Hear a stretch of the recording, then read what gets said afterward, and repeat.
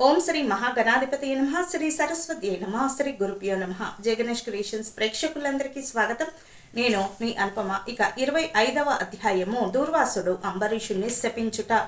దూర్వాసుడు మరి నదికి స్నానానికి వెళ్ళి ఇంకా నువ్వు రాకపోయేసరికి 12 గడియలు మించిపోతున్నాయి. మరి ఇక్కడ అంబరీషుడికి అప్పుడే ఏకాదశి మొత్తం ఉపవాసం ఉన్నారు కాబట్టి అంబరీష మహారాజు 12 గడియలు దాటిపోతే మళ్ళీ కూడా అంతా కూడా నిష్ఫలం అవుతుంది ఈ వ్రతం అని ఆలోచించి అంబరీష పూర్వజన్మలో కించిత్ పాప విశేషం వల్ల నీకు అనర్థము వచ్చినది. ఈ సంశయము ఈ అనర్థము అంతా కూడా ఏదో చిన్న పాపం ఉంది, అందుకనే నీకు ఈ సందర్భం వచ్చింది. నీ బుద్ధి చే దీర్ఘంగా ఆలోచించి నువ్వే ఆలోచించుకో అని చెప్పి పండితులంతా కూడా మరి నీ విఘ్నతకే వదిలేస్తున్నామని చెప్పి నీకు ఎటులా అనుకూలించునో అలా చెయ్యి, నీకు ఏది అనుకూలంగా ఉంటే అలా చెయ్యి అని చెప్పి ఇక మాకు సెలవిప్పించండి అని పండితులంతా కూడా అక్కడి నుంచి వెళ్ళిపోయారట.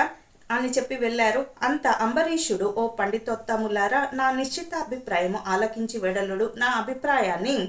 నా నిశ్చయమైన అభిప్రాయాన్ని విని వెళ్ళండి దయచేసి. 12 వ్రతాన్ని విడుచుట కన్నా, దాన్ని నిష్ఫలం చేయటం కన్నా 12 గడియలు మించిపోకుండా దేవునికి నివేదించినటువంటి ఆహారాన్ని స్వీకరించి 12 వ్రతం యొక్క ఫలితాన్ని పొందాలి అనేటటువంటిది నేను నిర్ణయించుకున్నాను. ఇక విప్రశాపము అధికమైనది కాదు, విప్రుని శాపము అధికమైనది కాదు. దానికి శ్రీహరే రక్ష అని జలపానము చేయుట వలన బ్రాహ్మణుని అవమానపరచుట కాదు. జలపానము తీసుకున్నంత మాత్రాన బ్రాహ్మణుణ్ణి అవమానపరిచినట్లు కాదు, 12 విడుచుటయు కాదు. అప్పుడు దూర్వాసుడు నన్నేళ్ళ నిందించును కాబట్టి నిందింపడు, మరి జలపానము స్వీకరిస్తాను అని చెప్పి నా తొలి పుణ్యఫలము నశింపదు. అప్పుడు నాకు పుణ్యఫలము నశించదు, జలపానం మొనర్చి ఊరుకుందును. ఆయన వచ్చే వరకు జలపానం మాత్రం చేసి అలా ఉంటాను. జలపానం స్వీకరించి మంచినీరు తాగి కూర్చుంటాను. అప్పుడు నా వ్రతము చెడిపోదు, దూర్వాస మహర్షికి కోపము రాదు అని వారెదుటనే జలపానము మొనర్చెను. జలపానం మొనర్చిన మరుక్షణమే దూర్వాసుడు స్నాన జపాదులు అన్నీ కూడా పూర్తి చేసుకొని దగ్గరలో ఉన్న నదికి వెళ్ళి స్నానము పూర్తి చేసుకొని అక్కడకు వచ్చాను. వచ్చిన వెంటనే ఆ ముని మహారౌద్రాకారుడై కండ్ల వెంట నిప్పులు కక్కుచూ చాలా కోపావేశుడు కదండి దూర్వాసుడు. వ్యక్తిగతంగా చాలా కోపావేశుడు, కోపం ఎక్కువట దూర్వాస మహర్షికి. ఎంత దుర్మార్గము ఓ ఈ మదాంద! నన్ను భోజనానికి పిలిచి అతిథిని భోజనానికి ఆహ్వానించి నేను రాకనే నీవేళ భుజించితివి, నేను రాకుండా నువ్వు ఎందుకని తిన్నావు, మరి అలాంటప్పుడు నన్నెందుకు ఆహ్వానించావు భోజనానికి? ఎంత దుర్మార్గుడివి నువ్వు, ఎంత దుర్మార్గమైన పని చేసావు, ఎంత నిర్లక్ష్యం నీకు. మునులు మౌనులు అంటే ఎంతటి ధర్మ పరిత్యాగివి నువ్వు. అతిథికి అన్నం పెడతానని ఆశ పెట్టి రాకముందే నువ్వు తినవచ్చా? పెట్టకుండా తినినవాడు మరి మలభక్షకుడగును. అట్టి అధముడు మరుజన్మలో పురుగై పుట్టును.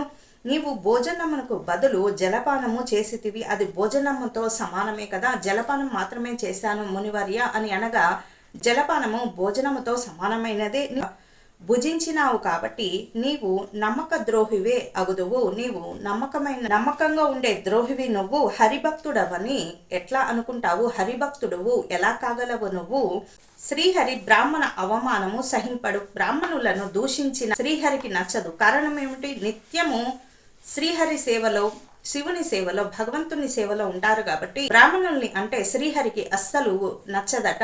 తెలిసిన వాళ్ళు ఎవరైనా కొంచెం విజ్ఞత ఉన్న వాళ్ళు బ్రాహ్మణ దూషణకు దూరంగా ఉంటారు. ఎందుకంటే అవి నిజంగా మరి కోపంగా ఒళ్ళు మండి అంటే తగులుతాయి కూడా. మరి ఎందుకు బ్రాహ్మణులతో పెట్టుకోకూడదు? బ్రాహ్మణ అవమానము సహింపడు. మమ్ము అవమానించుట నిన్న శ్రీహరిని అవమానించుటే. నీ వంటి హరినింద పరుడు మరొకడు లేడు. హరినిందను చేసినట్టే లెక్క. నీవు మహాభక్తుడవని అతి గర్వము కదా నీకు అంబరీష. ఆ గర్వముతోనే నన్ను భోజనమునకు పిలిచి అతిథిని అవమానపరచి నిర్లక్ష్యముగా జలపానము మంచినీరును మొనర్చితివి అంటే తాగావు. అంబరీష, నీ వెట్లు పవిత్ర రాజకుటుంబంలో పుట్టినవరా? నీ వంశము కలంకము కాలేదా నీ వంశము అని కోపముతో నోటికి వచ్చినట్లు ముందు వెనక ఆలోచించకుండా రాజు అన్ని కొంచెం కూడా గౌరవం లేకుండా తిట్టాడట దూర్వాసుడు. అప్పట్లో మునులకు మౌనులకు రాజులు ఒకంత భయపడేవారు. ఎందుకంటే వాళ్ళు ఒక్క చిన్న శాపం గాని పెట్టారా నిజంగా అవుతుంది. అది నిష్టతోటి పూజ చేసేవారు కదా. వేకువ జామున చుక్కలు ఉన్నప్పుడు రోజు ప్రతిరోజు పూజ సంధ్యాధికాలు అన్నీ చేయడం వల్ల వారికి ఆ శక్తి భగవంతుడే ఇస్తాడు. అలాంటి శక్తిని దైవిక శక్తి రోజు దేవుణ్ణి పూజించండి. దేవుడు దైవిక శక్తిని ఆ మనిషిలో ప్రవేశపెడతాడు. అటువంటి వాళ్ళు శపిస్తే నిజంగా అవుతుంది. కాబట్టి అటువంటి వాళ్ళకి దైవ భక్తులకు, మునులకు, ఆచార్యులకు, మరి అలాగే మనం గుడికి వెళ్ళేటప్పుడు పూజారి లేడా అనకూడదు, పూజారి అనకూడదు, పూజ అరి అంటే పూజ చేయని వాడనా, అలా కాదు. పూజారి అనకండి. ఈసారి వెళ్ళినప్పుడు పండితులు ఉన్నారా, ఆచార్యులు ఉన్నారా, బ్రాహ్మణులు ఉన్నారా అని అడగండి పూజ చేయటానికి. అలాగే పవిత్ర రాజ కుటుంబంలో పుట్టి నీవి కలంకం చేయవచ్చునని కోపంతో నోటికి వచ్చిందల్లా తిట్టాడట అంబరీషుణ్ణి. ఇక అంబరీషుడు ముని కోపానికి గడగడా వణికిపోతూ అప్పట్లో ఈ మునులకు తపసోత్తములకు ఎదురుగా మాట్లాడారా, ఇక అంతే. ఇంకా వాళ్ళు పెట్టే శాపాలు అన్నీ ఇన్ని కాదు, అవన్నీ కూడా అనుభవించాల్సి వస్తుంది ఎన్నో జన్మలు ఎత్తి. అందుకే అలా గడగడా వణికిపోతూ ముకులిత హస్తములతో మహానుభావ మునివర్య, నేను ధర్మహీనుడను, నేను తప్పే చేశాను, నా జ్ఞానం వల్ల, నా అవివేకం వల్ల నేను ఈ కార్యం చేసి తిని నన్ను రక్షింపుడు.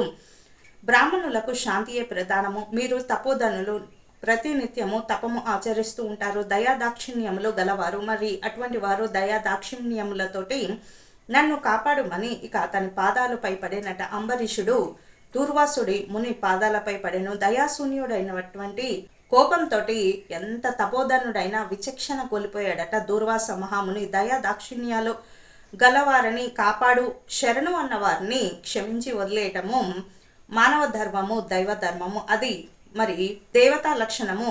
దైవగణం ఉన్నవారు ఇలా ఉంటారు. ఏమిటి అది? నన్ను కాపాడు, నేను తప్పు చేశాను అని అన్నప్పుడు ఇక శరణు వేడినప్పుడు ఇక దానికన్నా ప్రాయశ్చిత్తం ఏముంటుంది?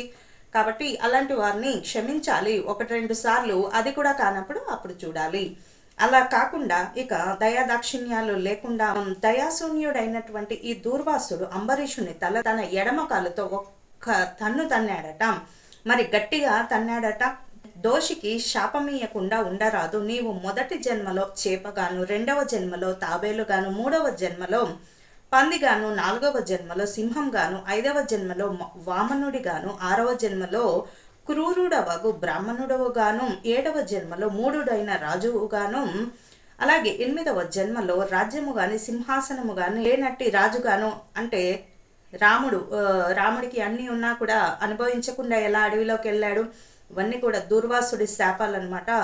9వ జన్మలో పాషాండ మతస్థునిగాను, అలాగే 10వ జన్మలో పాప బుద్ధి గల దయలేని బ్రాహ్మణుడు గాను పుట్టేదవుగాక అని వెనక ముందు ఆలోచింపక శపించాడట దూర్వాస మహర్షి అంబరీషుణ్ణి. ఇంకను కోపం చల్లారక ఇంకా కోపం తగ్గట్లేదంట. ఆ కోపంలో ఏం చేస్తున్నాడో తనకే తెలీదు. అసలు హరిభక్తుల్ని తిట్టవచ్చునా, అసలు భక్తుల్ని తిట్టవచ్చునా? ముందు ఏ భక్తుడైనా అలా తిట్టకూడదు. పైగా ఆయన చేసిన పాపం ఏమిటి? మంచినీళ్లు తాగినందువల్ల. మంచినీళ్లు తాగడం వల్లే మరి ఇంత తిట్టాలా? విచక్షణ కోల్పోయాడు దూర్వాస మహాముని.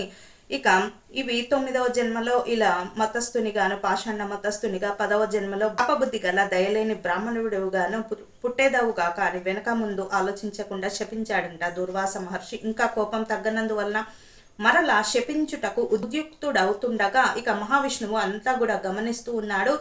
ఈ శ్రీ మహావిష్ణువు బ్రాహ్మణ శాపము వృధా కాకూడదు, బ్రాహ్మణ శాపము వృధా అయితే అని చెప్పి బ్రాహ్మణ శాపం వృధా కాకూడదని తన భక్తునికి కూడా ఏ అపాయం కలగకుండా ఉండుటకు అంబరీషుని హృదయంలో ప్రవేశించాడంట శ్రీమన్నారాయణుడు.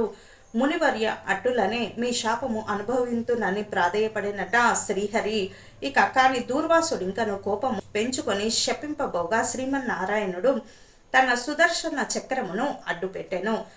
ఎంత చెప్పినా వినకపోయేసరికి, మూర్ఖత్వము కోపము తగ్గకపోయేసరికి శ్రీమన్నారాయణుడు చెప్పి లాభం లేదనుకునే సుదర్శన చక్రాన్ని, తన దగ్గర ఉండేటటువంటి సుదర్శన చక్రాన్ని అడ్డుపెట్టెను. ఆ సుదర్శనము కోటి సూర్య ప్రభలతో అగ్నిజ్వాలలు గ్రక్కుచు దూర్వాసునిపై పడబోయెను. అంత దూర్వాసుడు ఆ చక్రము తనను మసి చేయనని తలంచి ప్రాణములపై ఆశ కలిగి అచ్చటి నుండి బ్రతుకు జీవుడా, బ్రతికుంటే చాలు అని చెప్పి పరుగిడెను. మహా తేజస్సుతో చక్రాయుధము దూర్వాసుని తరుముచుండెను. ఎక్కడికెళ్ళినా తరుముతూ ఉందంట చక్రము. సుదర్శన చక్రానికి తిరిగేముంటుంది? తిరిగేమీ ఉండదు. పోతే మరణించడం ఖాయము. సుదర్శన చక్రము అంత మహిమ గలది, మరి అంతవరకు తెచ్చుకోకుండా ఉంటేనే మంచిది కదా. మరి దూర్వాసుడు తనను కాపాడమని భూలోకంలో ఉన్న మహామునులను, దేవలోకంలోకి వెళ్ళి ఇంద్రుణ్ణి, దేవేంద్రుణ్ణి, బ్రహ్మలోకానికి వెళ్ళి బ్రహ్మదేవుడిని, కైలాసానికి వెళ్ళి పరమేశ్వరుణ్ణి కాపాడలేకపోయారంట దూర్వాస మహామునిని. సుదర్శన చక్రానికి ఇక సాటేముంది, రామబాణానికి, సుదర్శన చక్రానికి, శివుడి అనుగ్రహానికి, శివుడి ఆగ్రహానికి కూడా ఇక ఎవ్వరు కూడా ఏమీ చేయలేరు. కాబట్టి వెళ్ళి పరమేశ్వరుని ఎంత ప్రార్థించినను వారి సైతము కూడా చక్రాయుధం బారి నుండి ఇక దూర్వాసుని కాపాడడం అనేది జరగలేదు. ఎవ్వరు కూడా కాపాడలేకపోయారు. అసలు ఈయన కాపాడబడతాడా లేదా అనేది వచ్చే అధ్యాయంలో మరి తెలుసుకుందాము. మరి అంత అతి కోపం పనికి రాదు. ఏదన్నా తెలిసి తెలియని తప్పులు చేస్తేనే మనము అపరాధ సహస్రాన్ని క్రియంతే హర్నిశమయ దాసోన్మితి మమ్మత్వ క్షమస్వ పరమేశ్వరి అని పదే పదే మరి దేవుణ్ణి స్తుతిస్తూ ఉంటాం చిన్న చిన్న తప్పులకే.